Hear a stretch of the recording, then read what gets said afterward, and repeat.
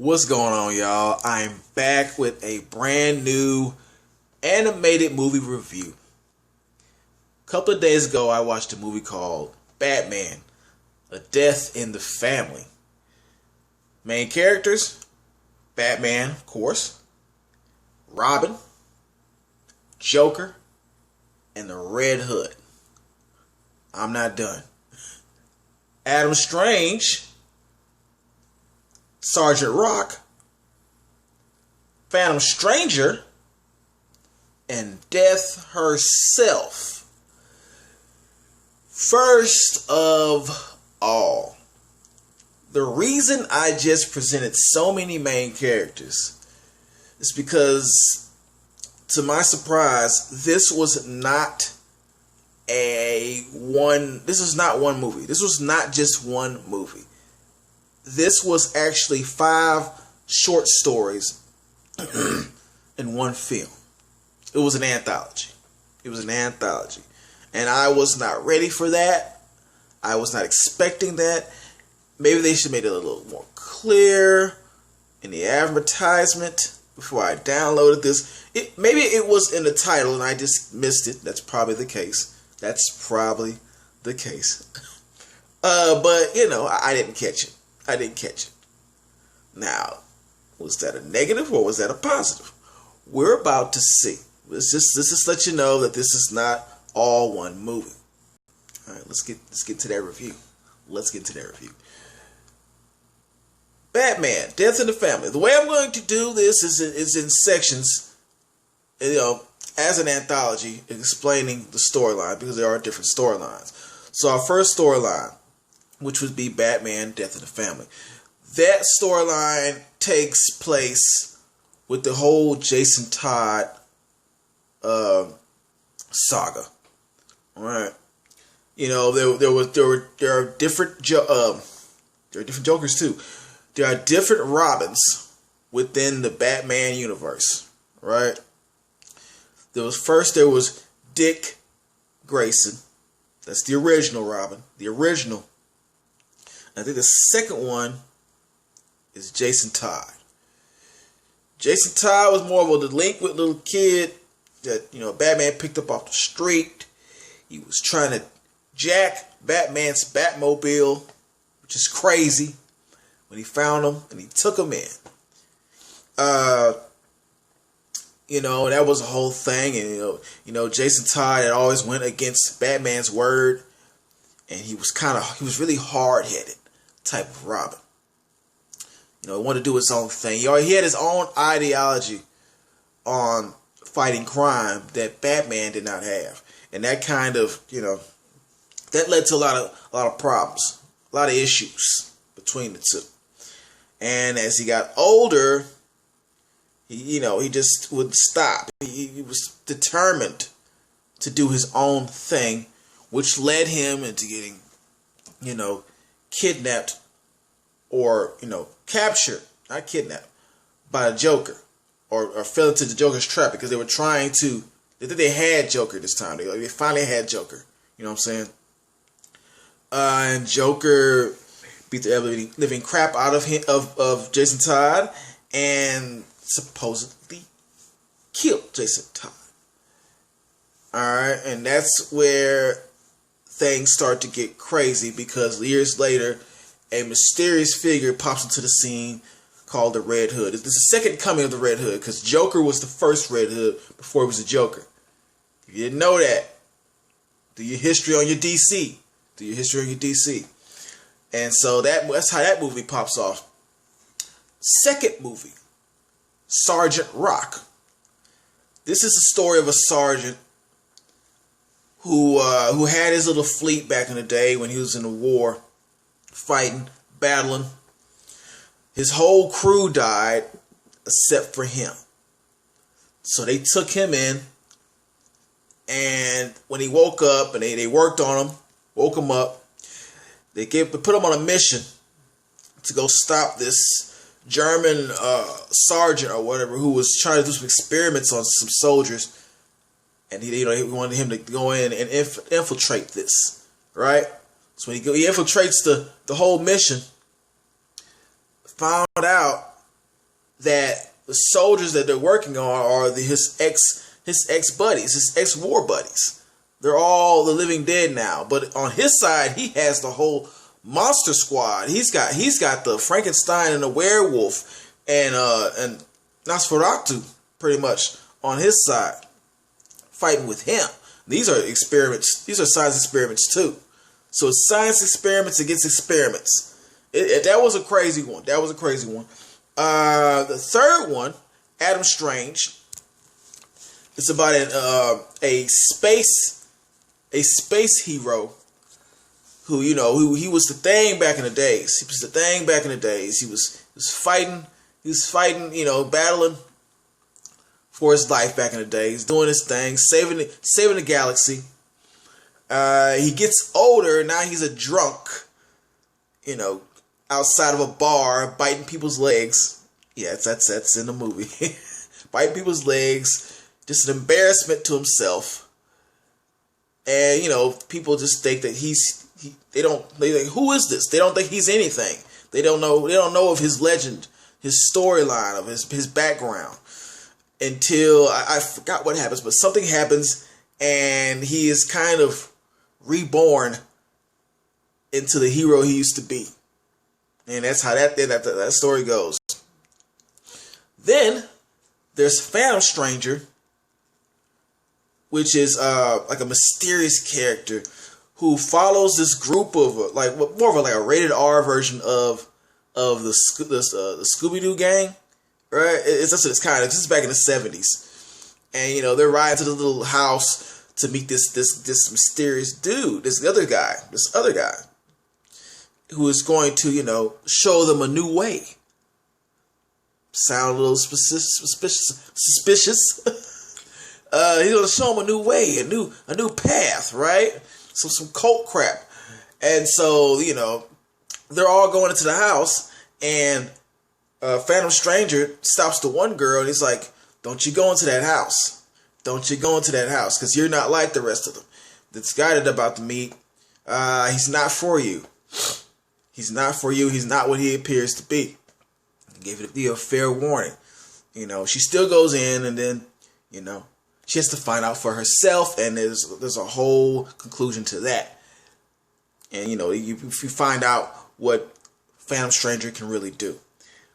Last story is the death painting, which pretty much follows the life of an upcoming artist who fell on hard times. You know, he had some talent. He had talent, but it never went.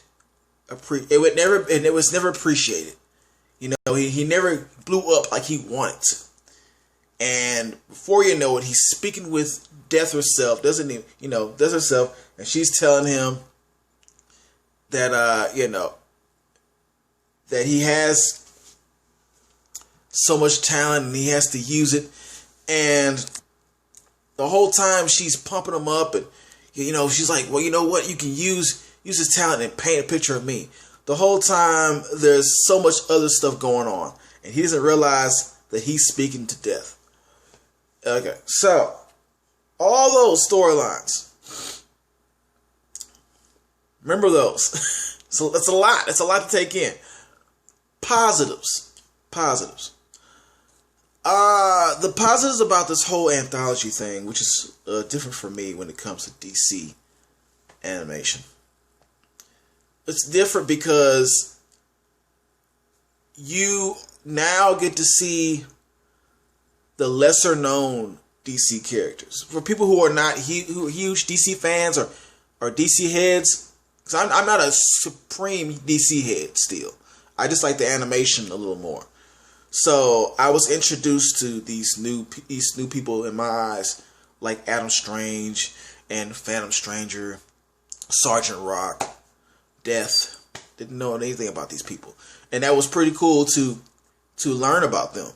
I enjoyed that. That was pretty, you know, that was an experience within itself. That was pretty cool. They should do more stuff like this. I liked of course, the Red Hood storyline was pretty good. You get to see how one person's idea of fighting crime goes against another person's idea, and how, you know, not every Robin is the same. That was pretty, you know, it was pretty interesting. The Sergeant Rock one, they had the Transylvania monsters were in there, which was, you know, kind of like a sort of a Halloween special right there within itself. The werewolf and the Frankenstein, and they had something in there that's tougher than the Frankenstein. Check that out. You know, that was pretty shocking. That was pretty shocking, man. Then, you know, I enjoyed the death story. The death story was, you know, the death story was the saddest one. It was so sad, man. Like this dude never got to really reach his potential. You know what I'm saying? And it just, you know, his life was in shambles. It just from this to that, and he was fighting demons and all this. It was a very sad story, but good. But that, you know, because this comes into play my whole thing about when you make me feel, that makes the movie even better. And it made me feel. Real talk.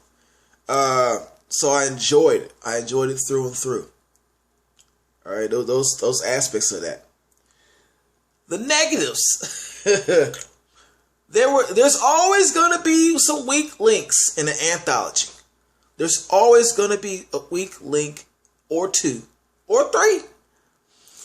In this case, we got 2 weak links in this anthology. First weak link is Adam Strange. That's the strongest weak link. That's the weakest link. Let's put it like that. Because Adam Strange's storyline was just so boring. It was completely boring. I lost interest halfway through.